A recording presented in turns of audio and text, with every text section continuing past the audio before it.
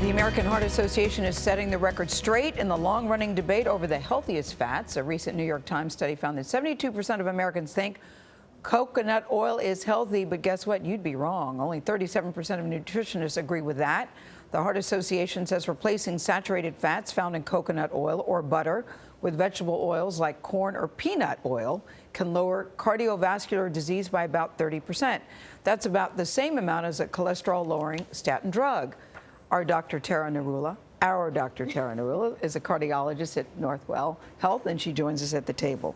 So I guess you're here to say, Narula, just use coconut oil on your skin. Yes, take it out of your kitchen and put it in your bathroom. A lot of people felt, and it's in a lot of kitchens. It is, and so why are we so wrong about that? I think it's been marketed as healthy for a lot of different things: anti-aging, prevention of dementia, cardiovascular health. But the reality is, when you look at what coconut oil is made of, 80% of it is saturated fat, and that's similar to butter, which is about 60% saturated fat, or beef fat, about 40%. And saturated fat raises the LDL, or the bad cholesterol. So coconut oil is going to have that same effect as butter and So if beef you see fat. saturated fat, avoid it. Exactly, and that's really what this is about, is that, since the 1960s, the American Heart Association has been saying saturated fat is detrimental to cardiovascular health. You need to get it out of the diet.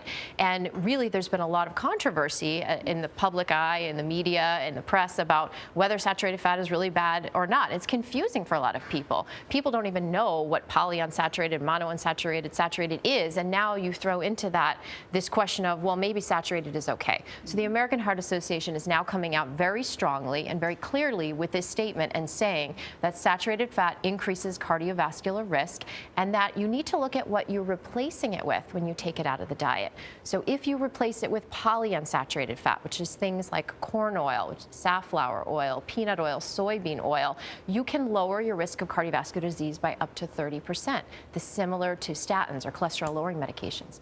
If you replace it with monounsaturated fats, things like olive oil or avocado, that's good too. Not as good as polyunsaturated, but it's pretty good.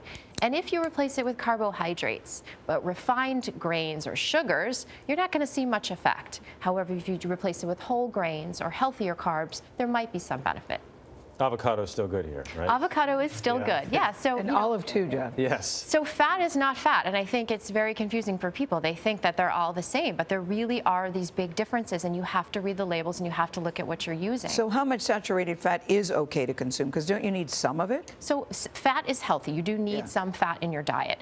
And this recommendation says they're not going to put a general limit on fat. What you need to look at, again, is the type of fat. When it comes to saturated fat, however, if you have high cholesterol, the recommendation by the AHA is to keep your total saturated fat intake about 5 to 6% of your daily total calories.